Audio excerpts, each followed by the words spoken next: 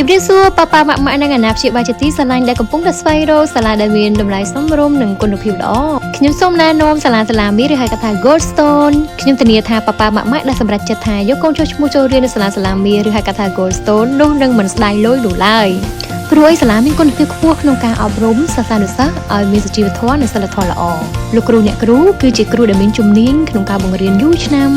ខ្ញុំហ៊ានធានាបានថាប៉ាប៉ាម៉ាក់ម៉ាក់នឹងអត់ស្ដាយលុយនោះទេក្នុងការដែលជ្រើសរើសយកសាលាមីឬហៅកាត់ថា Goldstone សម្រាប់កូនរបស់ប៉ាប៉ាម៉ាក់ម៉ាក់ព្រោះឯនៅទីនោះមានរៀនទៅដល់3ភាសាឯណោះមានភាសាចិនខ្មែរនិងអង់គ្លេសចាប់ពីថ្នាក់ទី3ឡើងទៅក៏មានបូកបញ្ចូលជាមួយនឹងការសិក្សាផ្នែកកុំព្យូទ័រផងដែរសាលាក៏មានថ្នាក់កីឡាផងដែរណាប៉ាប៉ាម៉ាក់ម៉ាក់ដើម្បីឲ្យកូនមានភាពស្វាហាប់និងមានប្រាជ្ញាឆ្លាតវៃហើយខ្ញុំសង្កេតឃើញថាសិស្សានុសិស្សដែលរៀននៅសាលា Goldstone មានសុជីវធម៌ល្អមានទំនាក់ទំនងល្អនៅក្នុងសង្គមដូច្នេះចាំដល់ណាទៀតចុះឈ្មោះកូនចូលរៀននៅសាលា Goldstone